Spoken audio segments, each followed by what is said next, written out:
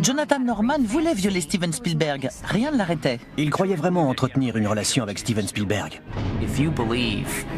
Si vous pensez avoir avec quelqu'un une relation sexuelle consentie, alors pas besoin de vous munir de bandes adhésives ou de menottes pour forcer cette personne à faire ce que vous voulez faire.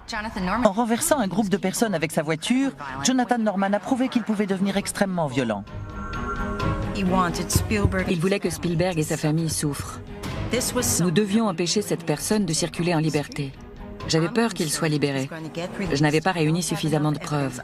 Je devais parler à Steven Spielberg. L'un des hommes les plus influents au monde était là, tremblant de peur.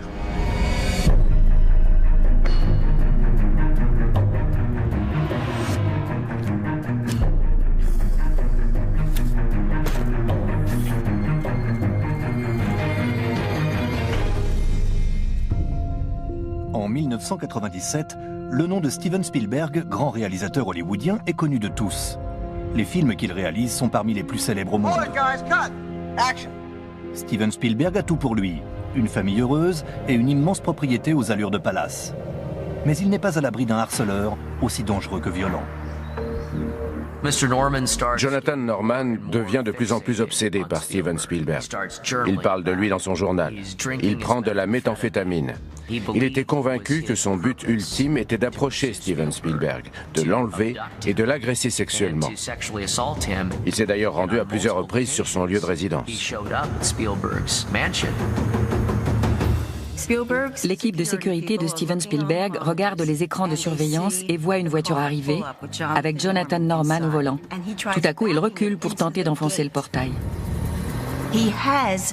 On a trouvé sur lui un agenda qui contenait notamment 2 photos d'hommes nus. Jonathan Norman avait découpé la tête de Steven Spielberg et l'avait collée sur les photos des corps. En inspectant sa voiture, nous avons découvert plusieurs paires de menottes, rouleaux d'adhésif et couteaux, ainsi qu'un bâillon, sans doute pour empêcher sa victime d'appeler à l'aide. Il est évident qu'il était là pour Steven Spielberg. Dans les grandes lignes, son plan consistait à franchir le mur, accéder à la résidence, trouver Steven Spielberg, le menotter et le ligoter si besoin pendant qu'il le violerait. Et si Madame Spielberg avait été présente, il avait prévu de la menotter à un meuble et la forcer à assister au viol de son mari. Le 11 juillet 1997, Jonathan Norman planifie son attaque à l'extérieur de la résidence du réalisateur hollywoodien Steven Spielberg. Pourtant, 30 ans plus tôt, Jonathan vit tranquillement au sein d'une famille aisée. Il reçoit des cours de piano et de jazz. Tout semble indiquer une enfance heureuse et ordinaire. Le passé de Jonathan Norman est très intéressant. Il a été élevé à Salt Lake City, dans l'Utah, dans une famille aisée. Son père était très fortuné. Il possédait une grande maison, de belles voitures. Il vivait dans le luxe. Jusqu'à ce que la police découvre que le père de Jonathan détournait des fonds. Voilà d'où venait leur fortune. Le père avait fait creuser un tunnel qui partait de la cave et débouchait un pâté de maison plus loin, car il se doutait qu'un jour, la police viendrait l'arrêter. Le père de Jonathan Norman avait vu juste. En 1963, il est arrêté pour avoir détourné près d'un demi-million de dollars à la Rocky Mountain Bank, aujourd'hui liquidée. Il aurait dû prendre quelques années de prison, mais à la place, il a non seulement choisi de prendre la fuite, mais il est parti en volant la voiture du juge. Il a disparu pendant 23 ans. Sa famille, qui jusque-là avait vécu dans le luxe, avait désormais du mal à joindre les deux bouts. George Norman, le père de Jonathan, parvient à échapper à la police avant d'être finalement arrêté en 1996. D'après un proche de la famille, la fuite de son père affectera profondément le jeune Jonathan. Même si Jonathan n'était âgé que de 6 ans lorsque son père a pris la fuite pour échapper à son jugement, cet événement lui a montré qu'il pouvait, comme son père, ignorer les droits d'autrui et ne penser qu'à lui-même. Jonathan a été exclu de son école primaire suite à un comportement violent, ce qui est très rare. Qu'un enfant si jeune puisse se montrer si violent est totalement inhabituel. Dans son comportement, on assiste alors à une progression psychotique. D'anciens camarades de classe ont rapporté qu'il lui arrivait de s'amuser à torturer de petits animaux. On retrouve ce comportement chez les personnes susceptibles de devenir tueurs en série. Il n'éprouve aucun sentiment pour ces animaux. Leur douleur le laisse indifférent et le fait de les torturer ne provoque aucune culpabilité. Chez Jonathan Norton, cela semble avoir renforcé le sentiment qu'il pouvait ignorer les droits d'autrui et les transgresser sans remords. La vie de Jonathan dans l'Utah n'est plus ce qu'elle était. Son enfance heureuse vole en éclats et sa santé mentale se détériore de plus en plus. La famille déménage alors en Californie. Jonathan ne le sait pas encore, mais il se rapproche alors de l'homme qui sera pour lui l'objet d'une obsession totale, Steven Spielberg. Une personne souffrant d'un trouble de la personnalité antisociale sera attirée par le fait d'enfreindre les règles, par le mensonge et la tromperie. Elle souffrira d'un manque d'empathie et n'aura souvent aucun remords après avoir fait du mal à autrui. La source de ce trouble remonte généralement à l'enfance. Au lycée, on suppose qu'il a eu quelques expériences avec les drogues, et pour la première fois, la méthamphétamine. Pour un jeune homme souffrant de troubles mentaux, se droguer ne peut faire qu'empirer les choses. Jonathan prend une drogue connue pour décupler la force. Il pratique également la musculation intensive. Il devient alors une personne imposante et intimidante. La méthamphétamine est aussi appelée speed par les drogués qui en prennent. Elle donne l'impression d'avoir des milliers d'idées en un instant, souvent accompagnées d'épisodes hallucinatoires.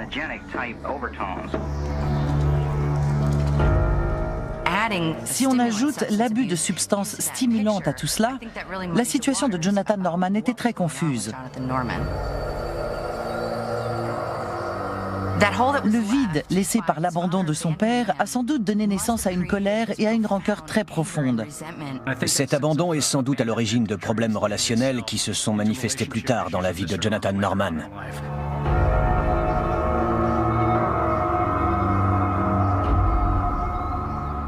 Son traumatisme familial et sa consommation de drogue participent à la détérioration de son état mental. Les personnes atteintes de ces troubles sont souvent très charmantes et intelligentes. Elles savent manipuler les gens pour obtenir ce qu'elles veulent. Jonathan Norman semble suivre une voie dangereuse. Des années avant son succès à Hollywood, le jeune Steven Spielberg naît et grandit dans l'Ohio. Il est considéré comme un enfant à part, et parce qu'il vient d'une famille juive, il endure brimades et harcèlement. Pour moi, le harcèlement qu'a subi Steven Spielberg est de nature antisémite. Il en a lui-même beaucoup parlé. Il a enduré ça toute sa scolarité. Un jour, il a filmé ses camarades avec une caméra Super 8. En faisant d'eux les héros de ces petits films, leurs brimades ont cessé. La famille Spielberg déménage ensuite en Californie. Mais malgré ce changement de décor, l'atmosphère familiale est orageuse. Les parents de Steven divorcent. Pendant que le jeune cinéaste fait face à la séparation de ses parents, il se consacre tout entier au monde des films où il trouve un refuge. Il réussit à se faufiler dans les studios Universal et finit par y obtenir un stage non rémunéré, une aubaine pour n'importe quel jeune cherchant à étancher sa soif de connaissances. Au cours de son stage, Steven Spielberg a l'opportunité de faire un court-métrage pour une sortie au cinéma. Il réalise donc un court-métrage intitulé Amblin. Il travaille dur et il réalise des films depuis toujours. Nous sommes en 1968. C'est encore un jeune homme, mais il a déjà pris énormément d'avance par rapport aux autres stagiaires avec qui il travaille à l'époque. Après avoir impressionné Universal avec Amblin, Spielberg signe un contrat de réalisateur pour la télévision. Puis c'est le grand saut. On lui demande de réaliser pour le grand écran. Il sort alors de l'ombre et arrive sous les projecteurs avec un film qui donnera à tout le monde la peur d'aller dans l'eau.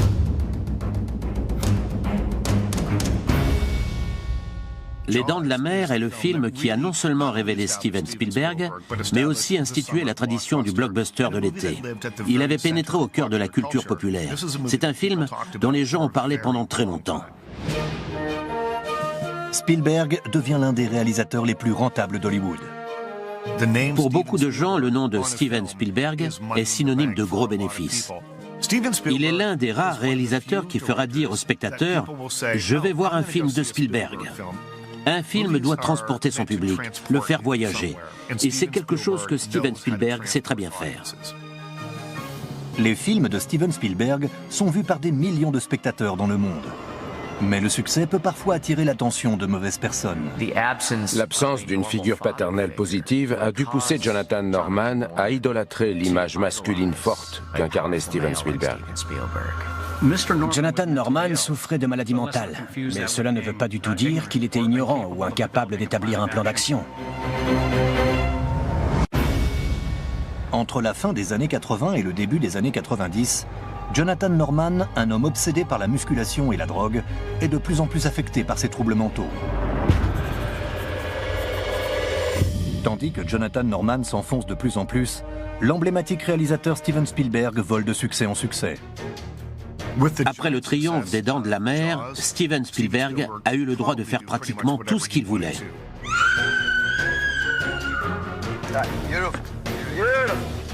Il devient un grand ponte du cinéma et l'une des personnes les plus influentes du tout Hollywood. Au début des années 90, rien ne semblait pouvoir l'arrêter. Il sait ce que le public veut voir. Il a compris comment faire peur aux spectateurs ou comment jouer sur leurs cordes sensibles. Il connaît son public, sans doute mieux que la majorité des cinéastes d'aujourd'hui. Il a tout compris. Steven Spielberg s'éloigne un temps de ses films grand public pour travailler sur un projet bien plus personnel, La liste de Schindler, qui sort en 1993.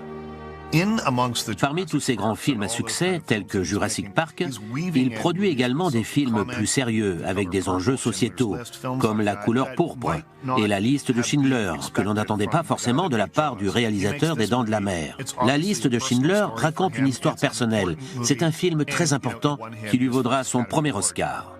Steven Spielberg est l'un des réalisateurs les plus rentables d'Hollywood. Ses films ont rapporté plus de 9 milliards de dollars. Mais sa popularité grandissante n'a fait qu'attiser les flammes pour Jonathan Norman, qui souffre d'une instabilité mentale évidente et tente de vivre sa vie normalement. Jonathan Norman est un homme d'une grande intelligence.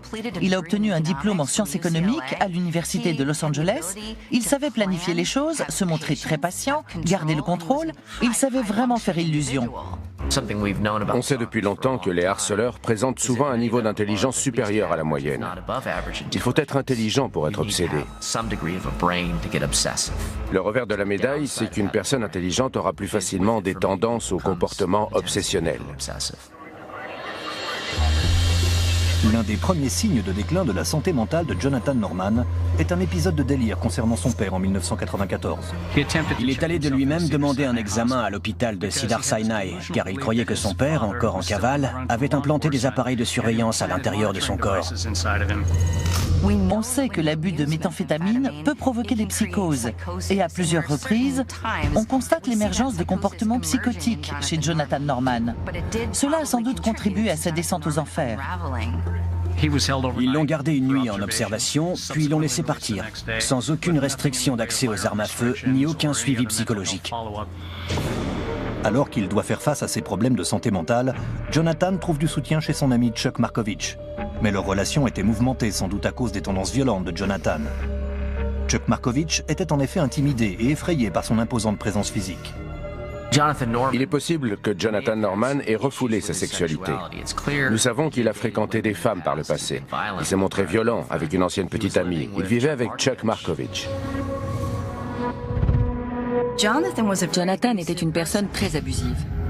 Il avait déjà roué Chuck de coups et lui avait cassé des dents. J'avais beaucoup de peine pour Chuck. Il adorait Jonathan. Il en a déjà parlé à la police, mais a ensuite refusé de témoigner contre lui. Chuck souhaitait avoir une relation amoureuse avec Jonathan Norman, qui lui ne le voulait pas. Mais ils vivaient quand même ensemble. Jonathan manipulait sans doute Chuck pour le garder auprès de lui. Cela remplissait sans doute un certain vide chez Jonathan. En mars 1995, les troubles de Jonathan Norman deviennent apparents. Il était en proie à des conflits intérieurs qui généraient beaucoup de colère et de haine en lui et donnaient lieu à des comportements violents. Un jour, ces tendances se sont manifestées au point qu'il a tenté de renverser un groupe de personnes avec sa voiture. Jonathan Norman était quelqu'un de très violent. Des piétons ne traversaient pas assez vite à son goût, alors il a tenté de les renverser. Il les a manqués, puis a reculé pour réessayer. Les passants étaient parvenus à l'éviter, mais Jonathan a couru vers une dame âgée, puis l'a attrapée et l'a jetée au sol avant de la frapper et de lui donner des coups de pied. Quand un homme du groupe a tenté de s'interposer, Jonathan Norman l'a attaqué lui aussi. Il a été inculpé pour coups et blessures graves avec intention de causer la mort. Cette crise psychotique envoie Jonathan en prison. Il a été condamné à 3 ans de prison. Sur ces 3 ans, il n'a purgé qu'1 an et demi environ. Si on considère son comportement en prison et le fait que c'était sa première condamnation, il a pu demander à sortir au bout de 18 mois, avec obligation de respecter les termes de sa libération conditionnelle jusqu'à la fin de sa peine. Pendant que Jonathan croupit en prison, il fait beaucoup de sport et développe sa masse musculaire, ainsi qu'une obsession malsaine. C'est bien en prison que Jonathan Norman a commencé à être obsédé par Steven Spielberg. Et on n'en connaît pas la raison. C'est le plus grand mystère de l'affaire. Les personnes atteintes d'un trouble de la personnalité antisociale ne développent pas forcément d'obsession ou d'épisodes délirants. Mais il est clair que pour Jonathan Norman, cette obsession existait et que plus tard, elle s'est manifestée par des troubles de nature délirante. Il a fait part à son codétenu de ses fantasmes sur Steven Spielberg. Le genre de délire dont Jonathan Norman souffrait est assez typique des harceleurs érotomanes. Ils sont convaincus qu'une personnalité est amoureuse d'eux, qu'ils ont une relation ou sont en contact. C'est aussi ce que croyait Jonathan Norman.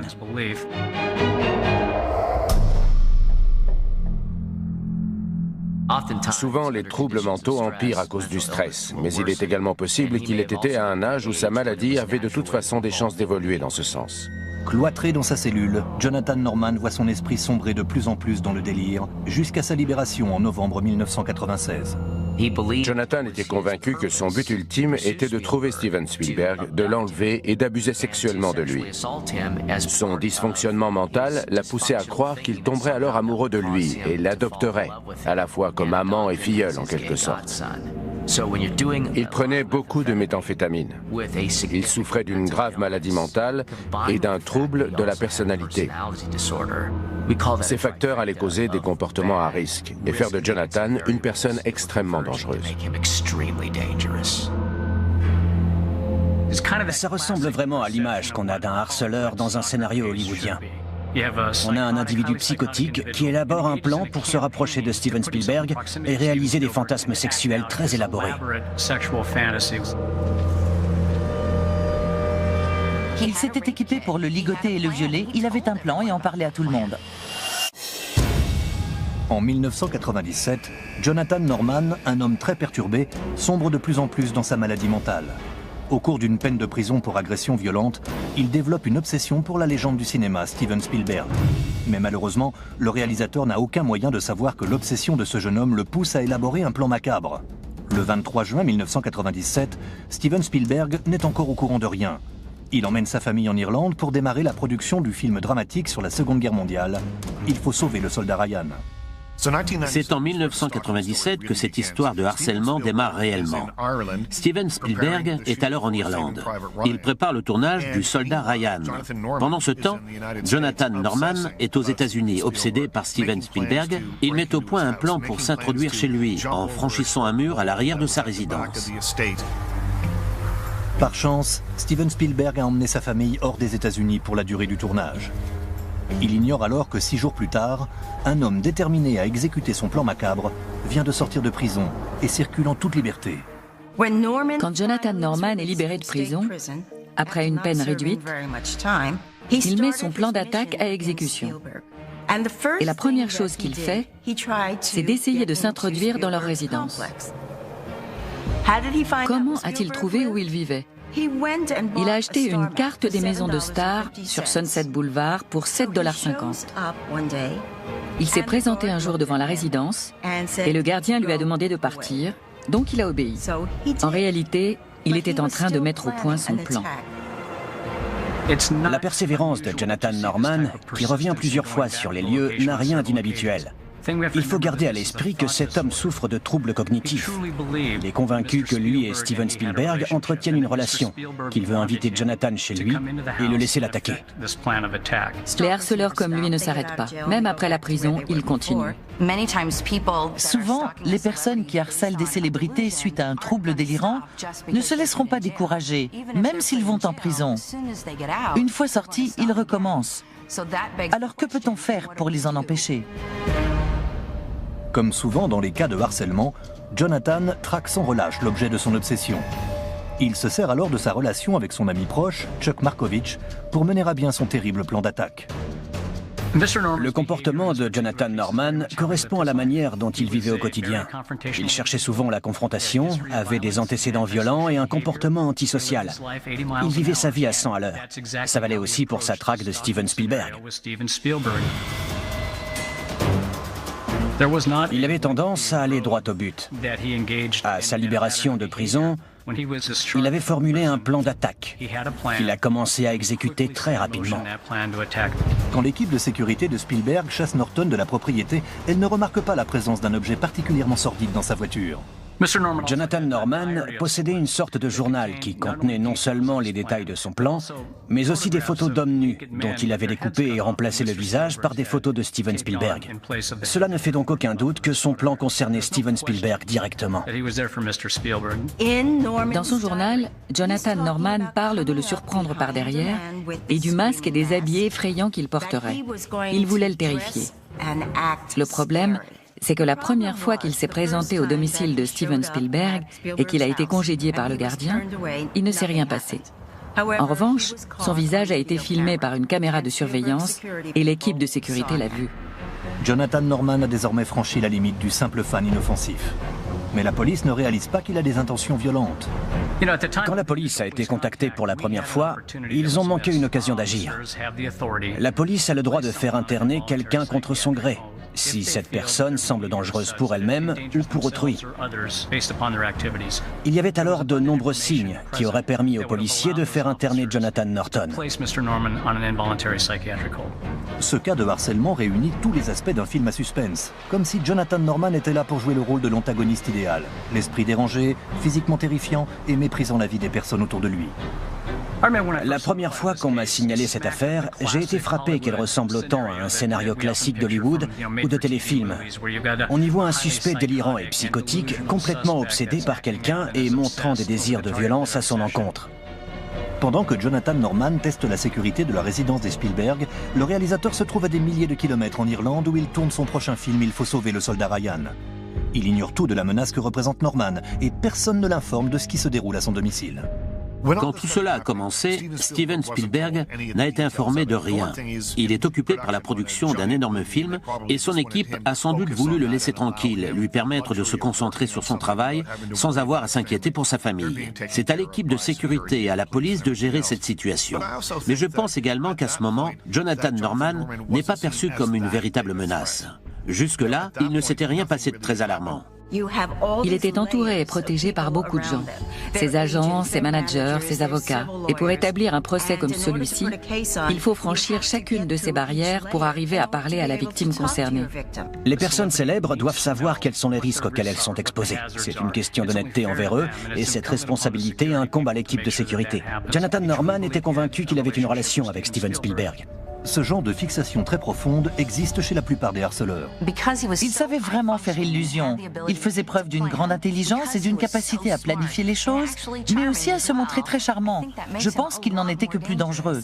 S'il était convaincu de pouvoir y arriver, c'est sans doute qu'il pouvait y arriver.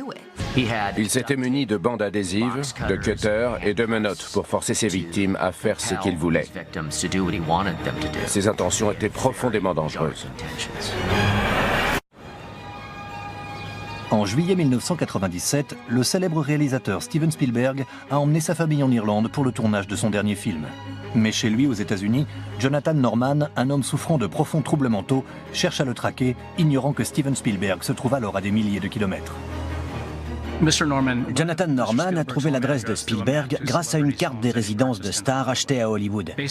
Il a donc pu faire de la reconnaissance en passant dans le quartier en voiture avec Chuck Markovich pour surveiller la résidence et se familiariser avec le terrain. Il est allé louer une voiture et a demandé le même modèle que celui que conduisait la femme de Steven Spielberg. Il croyait sûrement qu'il lui suffirait d'arriver avec cette voiture, que le gardien ne regarderait pas à l'intérieur et qu'il lui ouvrirait la porte sans poser de questions. Mais Jonathan Norman rencontre un obstacle le 11 juillet 1997, alors qu'il arrive devant la résidence des Spielberg dans son véhicule de location. L'agent de sécurité s'est tout de suite méfié de lui. Il lui a demandé de dégager et Jonathan est parti.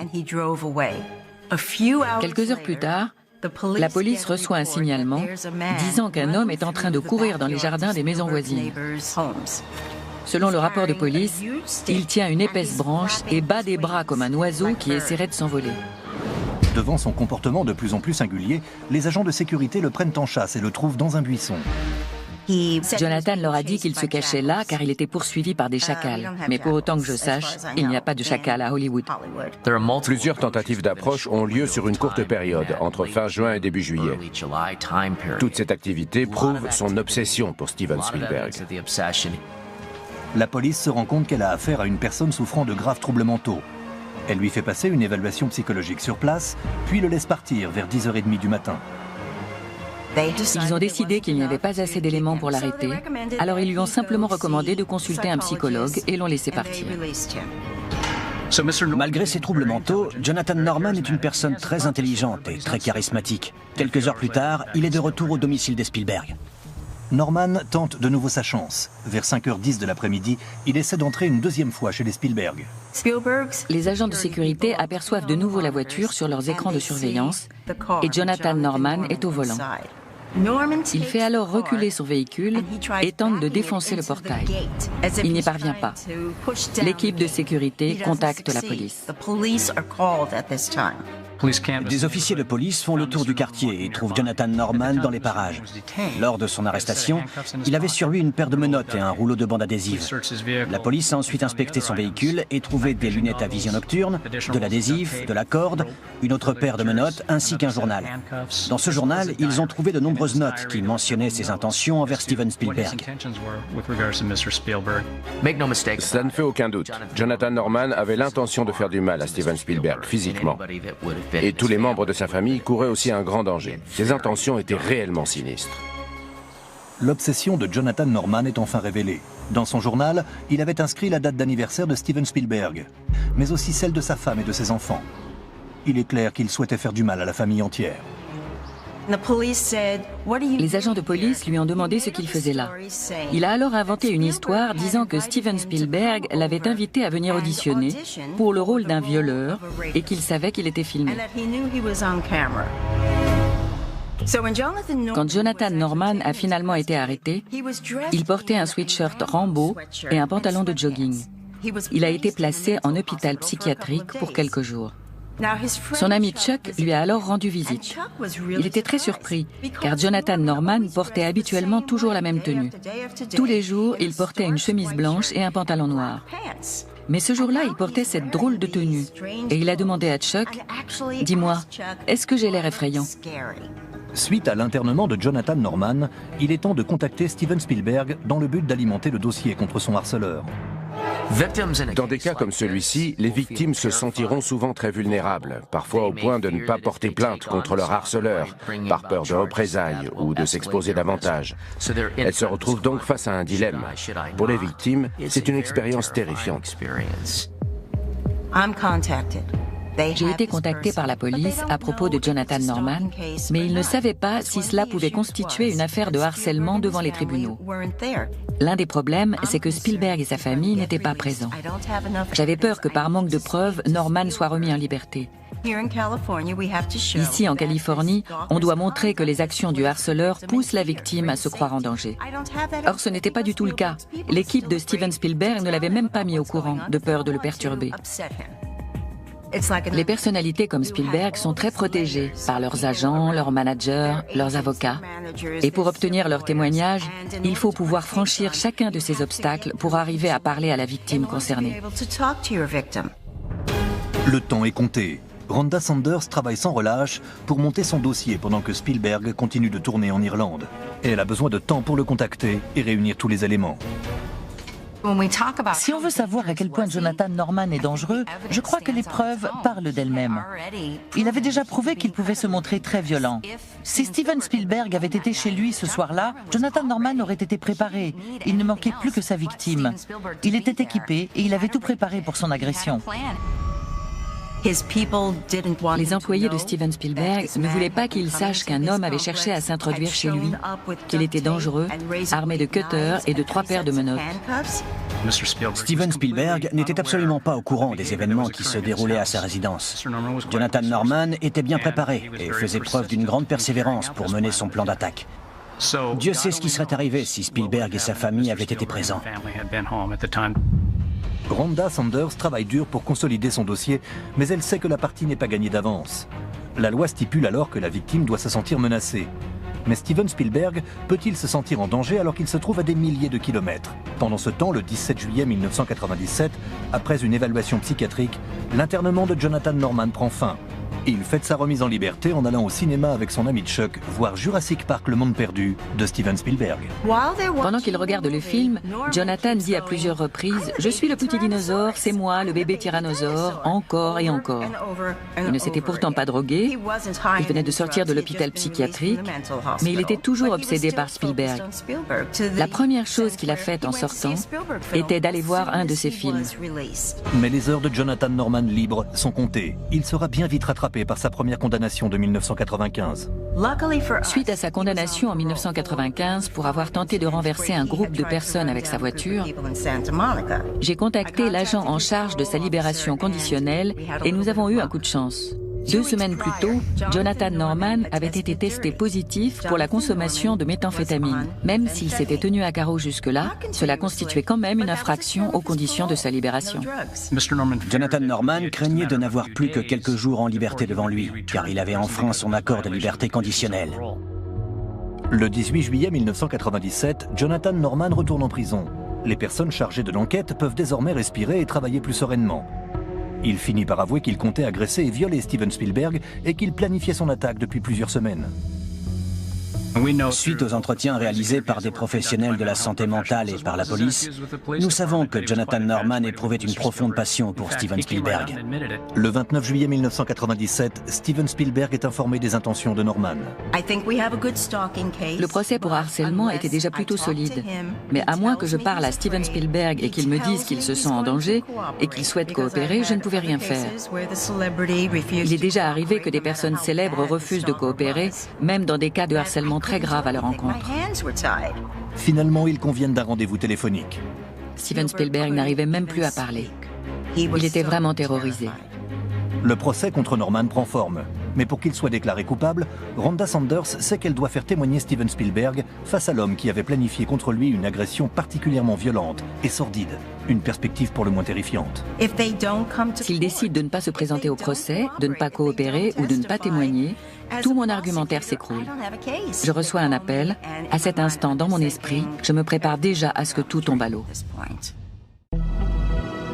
Le 6 novembre 1997, Jonathan Norman est assigné à comparaître devant la justice pour harcèlement. Il est accusé d'avoir planifié le viol de Steven Spielberg. Si vous associez ses antécédents mentaux, ses actes de violence, son acharnement et ses nombreuses tentatives de rentrer en contact avec Steven Spielberg, tout cela constitue une situation dangereuse. En 26 ans d'activité, c'est sans doute l'un des harceleurs les plus dangereux auxquels l'unité de gestion des menaces ait eu affaire. Le procès approche. Rhonda Sanders et son équipe cherchent à rassembler des preuves. Mais Chuck, l'ami de Jonathan Norman, pourrait bien mettre toute l'affaire en péril. C'était en train de devenir une vraie course contre la montre. Nous avons fouillé l'appartement de Jonathan, mais il était vide. Chuck l'avait complètement nettoyé. À ce moment-là, je pensais vraiment que tout allait tomber à l'eau. Le dossier de l'accusation semble de plus en plus fragile. Rhonda Sanders et son équipe savent que toutes ces preuves existent, ils les cherchent désespérément. Par chance, Chuck ne les a pas cachées bien loin. Les enquêteurs obtiennent un mandat de perquisition pour son appartement où ils découvrent quantité d'objets incriminants. Toutes ces preuves étaient sur le point d'être détruites. On a trouvé plein de choses. Des listes avec les enfants de Steven Spielberg, leurs noms, leur âge, d'autres membres de la famille. Nous avons trouvé les tickets de caisse pour les menottes et pour les lunettes à vision nocturne. Et nous avons trouvé le journal. Après avoir évité le pire en parvenant à retrouver ces pièces à conviction cruciales, le dossier de Rhonda Sanders semble de nouveau tenir debout. Il est maintenant temps pour elle de rencontrer Steven Spielberg et d'obtenir enfin son témoignage. Il est évident que Steven Spielberg avait été traumatisé par ce qu'il venait de découvrir au sujet de Jonathan Norman. Non seulement il se sentait en danger, mais il avait peur pour sa femme et ses enfants. Le procès a lieu le 20 février 1998. Une foule de journalistes fait le pied de grue devant le tribunal et elle attend le témoignage de celui qui est sans doute l'un des réalisateurs les plus célèbres au monde. Au début du procès, l'affaire était partout dans les médias. La salle d'audience était remplie de journalistes. J'imagine que si on ne voit que rarement Steven Spielberg lors de grands événements, s'il n'aime pas trop les tapis rouges, s'il reste assez discret, c'est sans doute directement à cause de cette affaire. Tout à coup, sans qu'on s'y attende, un type a développé une obsession pour lui et a voulu le violer et le tuer. C'est un fardeau terrible à porter. La dessinatrice d'audience, Mona Schaeffer-Edwards, doit faire des croquis de grands procès là où les caméras ne sont pas autorisées. J'ai été appelée à me rendre au tribunal pour illustrer le déroulement de ce procès. C'est toujours différent, il y a une histoire, des émotions. L'atmosphère change d'une minute à l'autre. Et il serait même impossible de raconter ce qui se passe par écrit tout en restant fidèle à la réalité des événements. Le 25 février 1998, Spielberg est enfin appelé à la barre. Comme toujours, quand une personne célèbre entre dans la pièce, tout le monde s'arrête de parler. Après un moment de silence, il a pris la parole. Il parlait calmement et pas très fort. Mais quand il regardait son avocat, il avait l'air terrorisé. Du début à la fin de son témoignage, il avait vraiment l'air terrorisé. Imaginez à quel point cela a dû être terrifiant pour Steven Spielberg de se trouver face à Jonathan Norman. Norman portait apparemment un dispositif à électrochoc, supposé se déclencher pour le neutraliser au cas où il tenterait d'attaquer Spielberg. Il était assis là, à la barre. Il paraissait complètement vulnérable. L'un des hommes les plus influents au monde, tout simplement tremblant de peur. Au cours de son témoignage d'1 h 30, le réalisateur déclare « Ma première réaction face à ces informations a été de ne pas y croire, puis j'ai commencé à prendre peur. J'étais vraiment bouleversé. » On peut imaginer que Jonathan a trouvé ça très excitant de se retrouver dans la même pièce que Steven Spielberg. Je peux faire ce que je veux de toi, je peux te regarder droit dans les yeux, avec l'envie de te violer encore et encore. Jonathan Norman tentait de se rapprocher de Steven Spielberg depuis longtemps et tout à coup, il se retrouve face à lui, à peine 3 ou 4 mètres les séparent et Steven Spielberg parle de lui. Il était assis confortablement, le bras en arrière, l'air nonchalant. Il regardait Steven Spielberg droit dans les yeux, le plus calmement du monde, sans montrer aucun signe de gêne ou de tristesse, rien. Comme s'il faisait partie des spectateurs de son propre procès. C'était vraiment troublant. Je me sentais très mal pour Steven Spielberg. Après le témoignage glaçant de Steven Spielberg, les avocats de Norman plaident l'instabilité mentale. La défense a argumenté en disant qu'il était accro à la méthamphétamine, qu'il était si perturbé qu'il ne savait plus ce qu'il faisait, qu'il souffrait de graves problèmes mentaux. Mais malgré cela, je suis parvenu à démontrer qu'il avait prémédité et planifié son agression. J'ai travaillé comme consultant pour l'unité de gestion des menaces et pour la procureure dans l'affaire de harcèlement contre Steven Spielberg. Quand Jonathan Norman a été arrêté, c'était à moi d'estimer le degré de risque qu'il présentait pour Steven Spielberg. De nombreux éléments au cours du procès ont joué lorsque j'ai tenté de démontrer qu'il savait ce qu'il faisait, qu'il était légalement sain d'esprit. Rhonda n'en démordait pas. Elle était frontale. Claire dans ses propos, incisive. C'était son style. Elle n'y va pas par 4 chemins, elle va à l'essentiel. C'est une très bonne avocate. En juin 1998, après un procès très médiatisé, les jurés déclarent Jonathan Norman coupable de harcèlement. Mais quelle sera sa condamnation? Outside, the prosecutor was delighted and said Spielberg was too. The stalking law really works, so I just can't tell you how elated that I am. Steven Spielberg s'est présenté à l'audience de condamnation pour témoigner.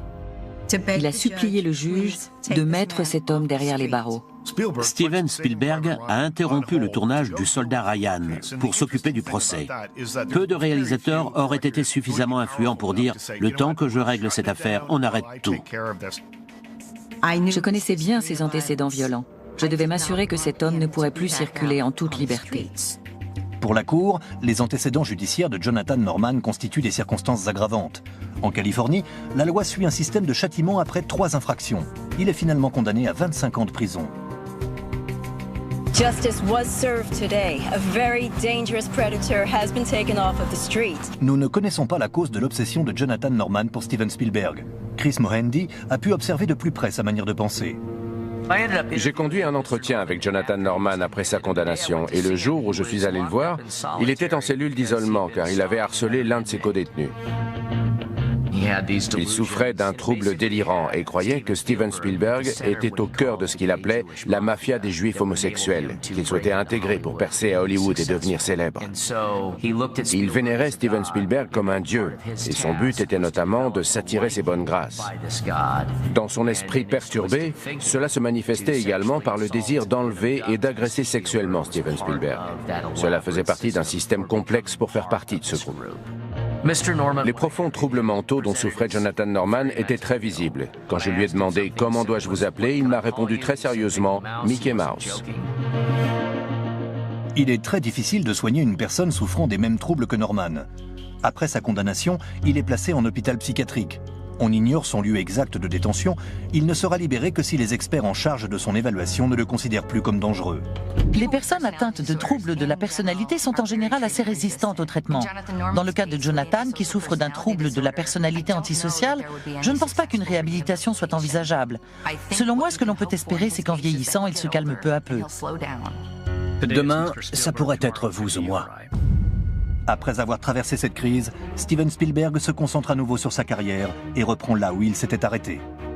Steven Spielberg n'a pas laissé cette affaire de harcèlement affecter sa carrière, à part la brève interruption du tournage du Soldat Ryan pour témoigner. Il a depuis continué à produire, réaliser et créer des films qui ont été vus et aimés par des millions de spectateurs. Cette affaire se conclut par une victoire pour la procureure et pour Steven Spielberg. Mais ils savent également que le réalisateur a évité de peu la catastrophe. Selon moi, cette affaire a fini par prendre une tournure très grave. Steven Spielberg courait un réel danger. Il aurait pu subir une agression très violente. Tout cela aurait pu mener à une fin vraiment tragique. Ce doit être terrifiant de savoir que quelqu'un peut sortir de nulle part avec l'intention de vous faire du mal. Et vous n'avez aucune idée d'où peut venir cette personne. Vous ne la connaissez pas, vous ne lui avez jamais rien fait. Je crois que tout cela fait partie de la vie que mènent les célébrités.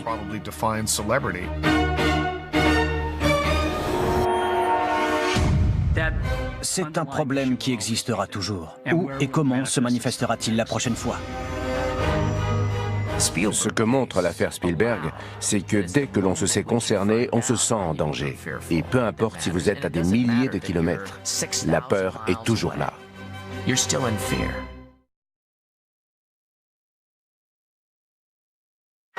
Chaque jour, de nouveaux crimes sont résolus à l'aide de caméras de surveillance.